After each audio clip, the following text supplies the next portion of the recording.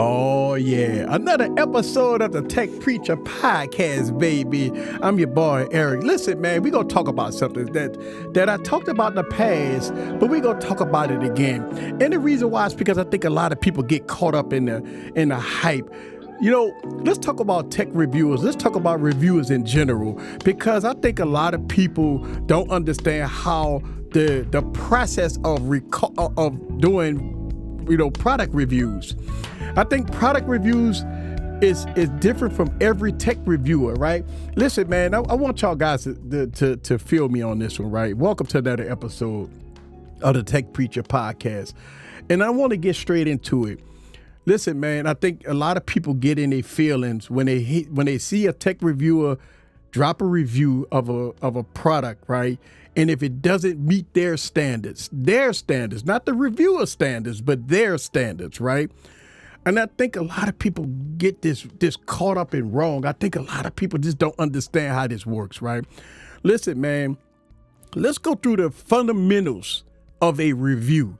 Not only the fundamentals of a review, but I need y'all guys to understand that every tech reviewer that does everything, or every reviewer, don't matter if it's a tech reviewer or whatever, I think every reviewer do things differently. So let's talk about it for a second, right? Okay, here's what the concept of a reviewer that review product. We get the product in. I'm gonna tell you my concept. We get the product in for review, whether or not it's sent to us, we buy it. We get the product. For me, we do the initial unboxing. Whether or not you go film it, whether or not you're going to do the first impressions, unboxing it, whatever. I don't do those no more. I try to include the unboxing experience with the review, right? But I know a lot of people do this. They do an unboxing. They kind of showcase the device, all the contents and everything that you buy, and they give you their first impressions, whether or not it feels good in the hand, the color, the everything about the device, right, that they're reviewing.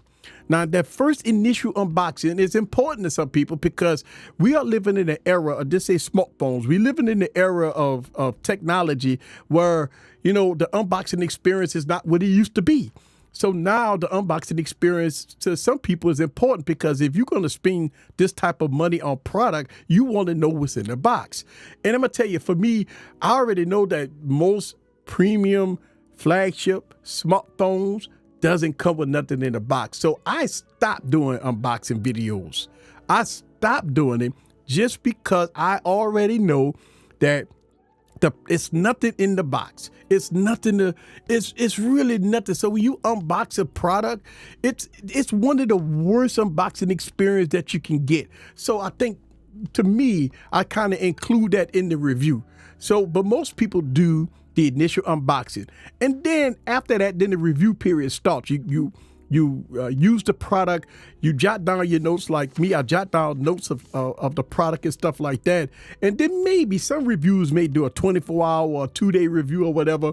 Or some reviewers, like myself, we'll take our time and maybe about a week or two or whatever, then we kind of give our thoughts about the product. Now, a lot of people proclaim that on smartphones, you need more than 2 weeks. You need more than, a month to review a smartphone. And listen, that's good, right, to know that, but I'm going to talk about the pros and cons. I'm going to talk about the pros and cons a little bit about why reviewers drop videos fast and why reviewers wait so long to drop videos. Okay, so once you do your review, whether or not it's going to be 2 weeks or 3 weeks or whatever, it's your thoughts. It's the way you feel, your opinion about the product that you're reviewing. It's your opinion. You just record it. It's the notes that you didn't jot down. It's your thought process. It's everything that you did by reviewing that product. Once you film it, right, and you put it out there on YouTube, then you have two things happen. You have people get upset that first you might have missed something, that they claim you missed something, or they say, well, you was too hard on the product, or they'll say you're too soft on the product, or they say you didn't review the product right, or they'll tell you all kinds of things that you did that's wrong of a product that you reviewed. And I think people get in their feelings. people get in their feelings. And the reason why is because this, say, for instance, you know, an Apple or a Samsung, right? Apple or Samsung. And if you be critical about Apple, then the Apple community will come and tell you, you don't know what you're talking about. You don't know this. Or if you're critical about Samsung, the Samsung community will come at you and say, hey, you don't know what you're doing. That's wrong. Everything is wrong. Or even when you talk about a Pixel, if you're critical about that and you talk about your experience, whether or not it's a good experience or a bad experience, and then, listen, it's your experience. Listen, the thing about it is people get upset over it, though. I need y'all to understand something, right? If a tech reviewer drop a video or a review about a product, and if they didn't have a great experience with that product, they have every right to express their concerns on video about the experience of that product. You cannot tell nobody that they are wrong about their experience. You can't tell nobody that the experience that they had about that product is wrong. They're the ones who reviewed that product. They're the ones who took time with that product. So I think a lot of people, and I see it in the comments, I see it all the time on certain videos. And I know a lot of people get caught up in these feelings that, oh, this tech reviewer don't know what he's saying. This product that I have, I got the same product he have, and I'm having a very good experience. I don't know why he's having a bad experience. He has a bad experience. He don't know what he's doing. I'm having a fantastic experience. Listen, that person did not have a good experience with that device. They have every right to express their experience. Now, they have every right to say, listen, here's my experience about this product. I will do a follow-up video after I do maybe a factory reset, or maybe I exchange it for a new device, or maybe I need to do something else with it. I don't know, but I will do a follow-up video. And for tech reviewers, that is very important, because if you're going to be critical about a device, a lot of fanboys and fangirls, not only they go get in their feelings, but they will be looking for a follow-up video after you did what you had to do to, get things up and running straight, right? But listen, man, you don't have, as a consumer, you cannot tell a person that reviewed a product that they did it wrong. Listen, first of all, let's make sure we understand something here, right? You have to know the reviewer that you're watching. You have to know the history of the reviewer that you're watching. Have they done things in the past that was kind of questionable? So that's the research as a viewer that you have to do before you be very critical about that reviewer. So listen, a lot of people, I ain't got no time for all that. Well, okay, if you don't have no time to look at the history of that reviewer, then watch the video, take his criticisms about the product, and then move on. And I think that's the point. So when I see, a lot of content creators that's critical about their experience on a product, I think a lot of people really get in their feelings because of that. Now, sometimes the reviewer can come back with a follow-up video and talk about his experience after a while. So is that reviewer fake or real? Just because if that reviewer was critical about a product, that doesn't make him a fake reviewer. Especially if you look at his history, and his history has been solid. Now, if that reviewer history was been questionable, then yes, you can be critical of that reviewer. But if that reviewer have a solid history, then you have to take his review and you have to think about it like this. This reviewer has a solid background, his history is solid, and he's had a bad experience with the device that he reviewed. It's nothing wrong with that, people. You have to get out of your feelings, because if somebody talked about your beloved device, listen, I would say this, that honest reviewers will review the device for what it is.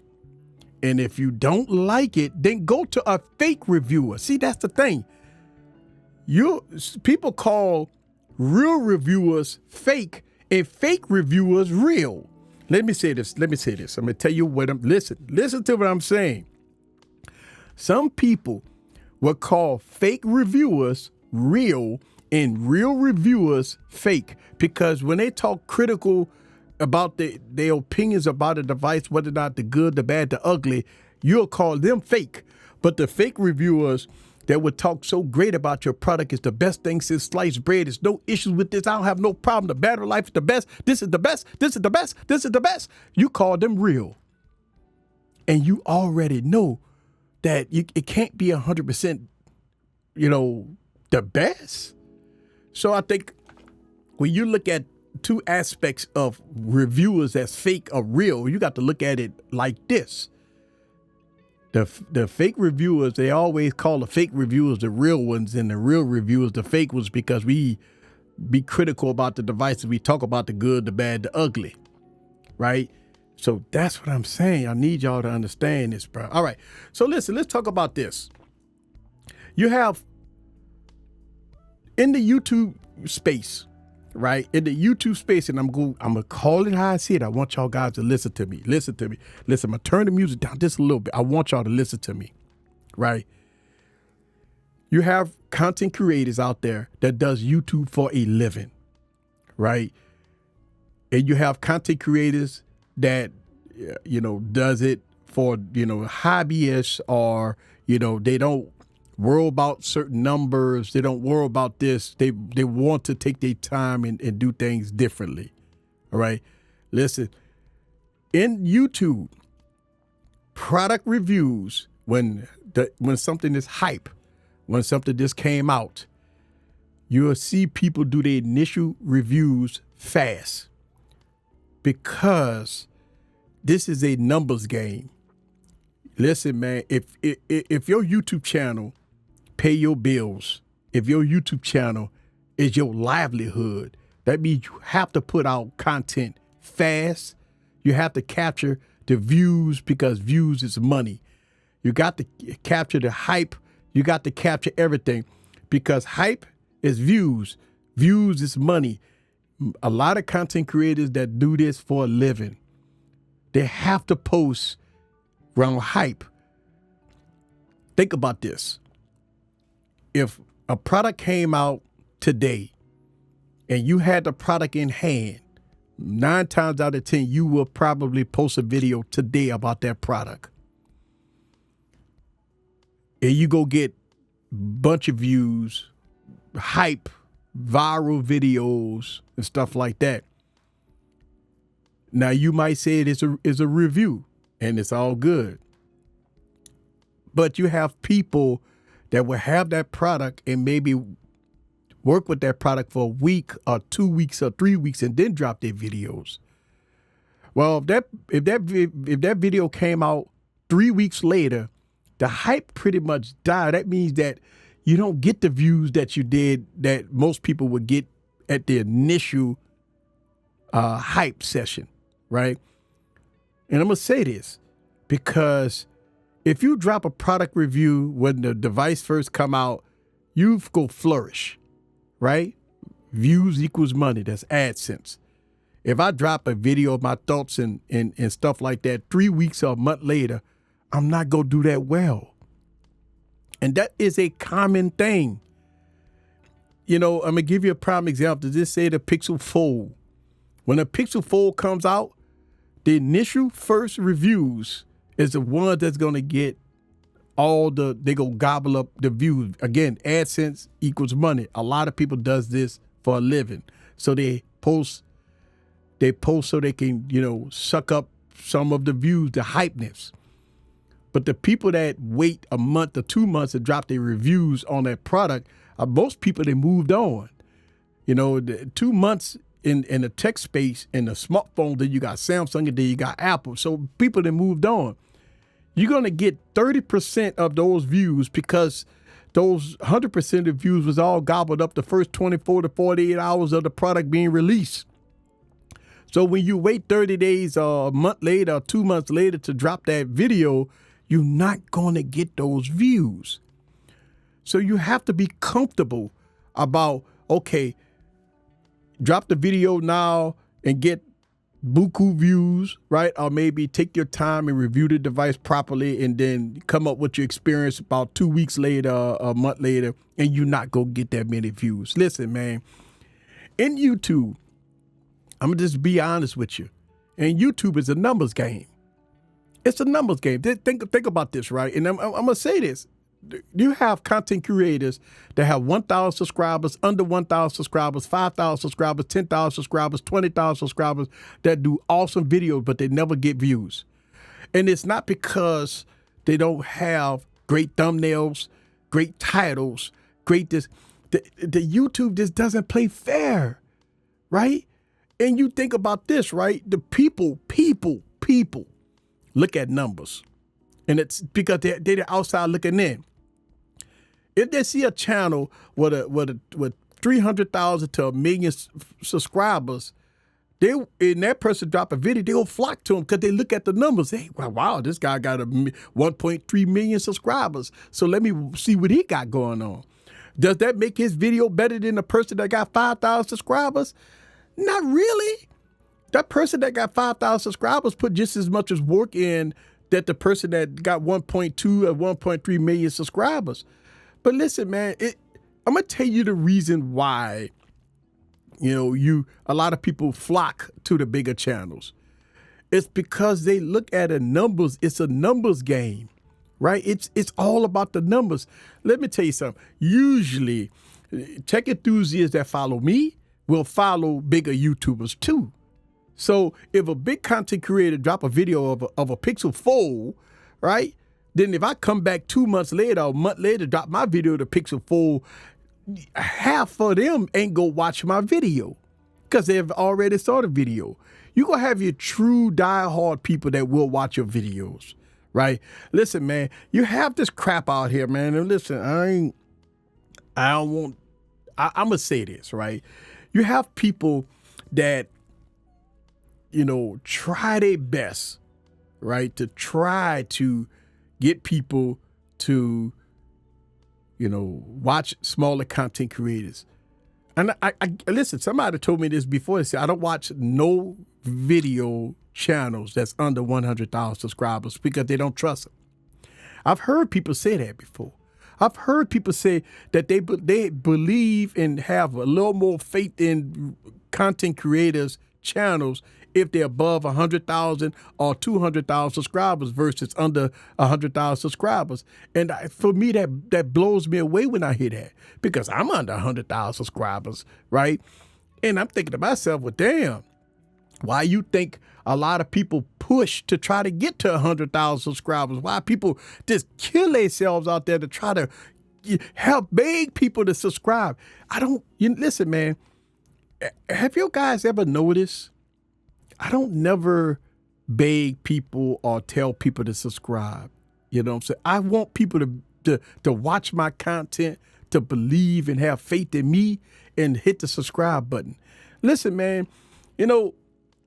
because once I hit 100,000 subscribers, right, I want to hit 100,000 subscribers just because I want people to watch my channel and I want people to enjoy the content and I want people to be like, you know what, man?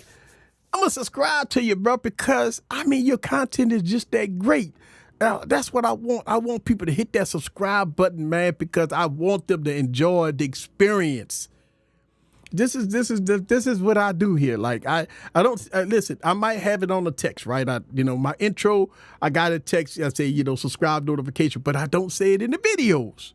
And I know a lot of people say it in the videos. I know a lot of people say, hey, listen, hit that subscribe button and bell button or whatever, blah, blah, blah. And listen, I'm going to confess that people tell me, right, that I'm wrong for not saying it. Then people say, well, easy. You know that you need to start saying it in your videos. You should tell people to subscribe. You should tell. And listen, I don't know. I'm a different breed of guy, man. I'm a different breed, man. I'm a different breed. I just feel that I don't want to pressure nobody to hit the subscribe button. I just want somebody to hit the subscribe button when they feel that they get a good experience. That's all I want people to do. All I want people to do is subscribe if you get that good experience. I don't want you to subscribe and never watch my videos, because here's the problem. I can have 100,000 subscribers, right? And only 10,000 people watch my channel. That means that 90,000 people don't watch my channel. So I don't want that. I do not want that ratio. I don't want me to beg for to get to 200,000 or 1 million subscribers, and then all of a sudden, 500,000 of them don't watch your videos.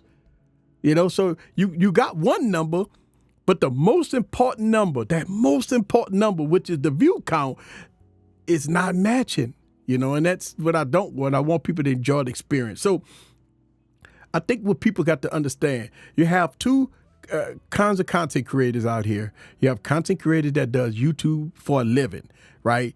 And you have to understand that when they post videos and stuff like that, that they are given the experience at that time that they reviewing the product, right? Then you have some reviewers that take their time to review the product, and then they come out maybe 2 weeks or 3 weeks, and they already know, listen, man, I already know once I post a video 3 weeks or 4 weeks or a month after the product being released, I know that the view count won't be that great because everybody else then moved on. But you do have your diehard people that will watch your videos no matter what, but the hype is over. And that's the whole thing.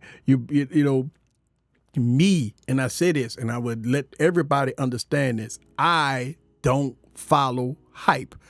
I take my time on my content because I want my content to be great. I want everything, I want my experience about the product is very important to me. So I look at my content is that I go take my time. And listen, a lot of people, well, oh my God, so do you have such and such a phone? Yeah, I got it. But where the videos at? Hey man, let me tell you something. I don't follow hype. I would take my time. I already know that the view count is not going to be that great. And a lot of people say, well, easy. That's wrong. You oughta, why you? So here's the thing. People, I've been told this. They say, well, easy. Why you do YouTube if it ain't for the views? And my answer to that question is, I don't follow hype. I want to be real about it. The views go come eventually, kind of evergreen videos. I do what I can for my community. I'm not going to be the first at it, and I won't be the last at it. I want my community to know that I'm with them. I want my community to know that I want to be real for them. I want my community to know that when I review a product, I really want to take my time and, review the product. And I already know that a lot of people won't watch it, but that's okay, because I've came to a spot in a part of my life that rushing doesn't work. Listen, let me tell you something. The way I have my studio set up, I can't rush. Like, you think about this. In my studio right now, I have I got 4 cameras running. I'm shooting live on YouTube right now as of me recording this podcast. I'm shooting live, so that's 1 camera. I got a front camera and 2 side cameras recording at the same time. I have 5 microphones running. I have 2 recorders running right now, right? So I got 2 recorders running. I have 5 microphones and 4 cameras. I cannot rush a video. I can't rush a video. You know why? It's because putting, 4K streams and all this separation of audio, and then I edit my audio in Adobe Audition and stuff like that. I can't. So I came to a realization for myself that it's no rushing for me. I can't rush because the way my studio is set up, I can't come with a 2-hour turnaround of a 1 hour turnaround. I can't do that. I can't do a 1 hour turnaround on a video. I need 24 hours to do a video because it takes me hours to edit a video. So I came to the realization with myself that I will take my time. I will do it right. And listen, I'm nitpicky. I watch my video over and over and over. When I'm editing my videos, I'm watching it over. And because I want to, I critique myself in my video, and I've been doing it for years. And I just try to do that in my video. I just try to do it in my videos. It is something that I do. It's all good. But I want y'all guys to understand, you got the content creators out there that does it right, right? You have content creators out there that is not that's not doing it for the right reason, but it's for you as a viewer to decipher the difference between real and fake. You have to know the history of that content creator. Listen, you have to understand this too, that content creators, right, make reviews based off of their opinion and their experience, whether or not the video is good, or they had a good experience or a bad experience. It's their experience. You cannot get upset with a content creator because they talk about their experience. That's their experience. If you don't like it, then that's okay. You could move on to somebody that will give you the flavor of the day. It's somebody that will tell you that it's all good, that the shine is the sun is shining and it's, the sun shines and rainbows, right? If you want that, they got a lot of channels out there that will give you that assurance that the $1,000 or $2,000 that you just dropped on the device is the best thing since sliced bread. But if you go to a lot of real reviewers, they're going to let you know how it is, baby. They're going to let you know how it is. All right. So we're going to get out of here, man. Woo. Man, 30 minutes go quick. I want to give a huge thanks to everybody that listen to this podcast on Spotify. Listen, I have that. I still have that giveaway going on. If y'all guys don't know, listen to last week's podcast, and get into that giveaway, man. Listen, I got a couple of people that entered in the giveaway. I'm giving away some headphones, man. Listen, get into that giveaway, man. I'm gonna try to do more giveaways on this channel as far as the podcast. So stay tuned and listen, shout out to the members that's watching this live. Man, y'all guys get to see the behind the scenes. Before I even start the podcast, y'all get to get my thoughts processed on stuff. Listen, I got notes and all that stuff. This is what I do, baby. I do these podcasts unscripted, so that means that everything is coming from the top of my head. Sometimes it may not make sense to some people, man, but it's all good. That's why they call me the tech preacher, because I preach about tech. Yes. You didn't know? I'm the tech preacher, baby. Oh, yes.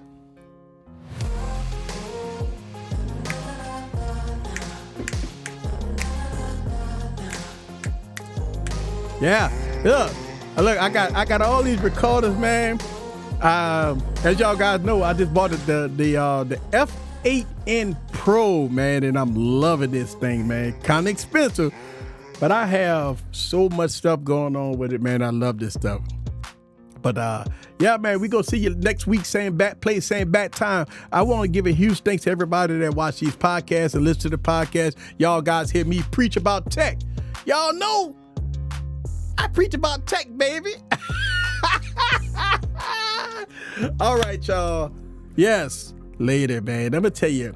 Thank y'all guys very much, man. Listen, it's all good, man. I love to have I love to have fun doing this, man. But you know what? My day is not over because I got work to do. A lot of work to do. I just dropped the video, so hopefully y'all watched it. Oh! I got videos coming out all this week, man. I'm working hard, man. Thank y'all guys very much.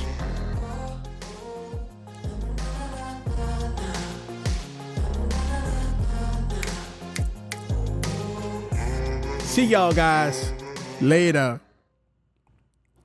All right.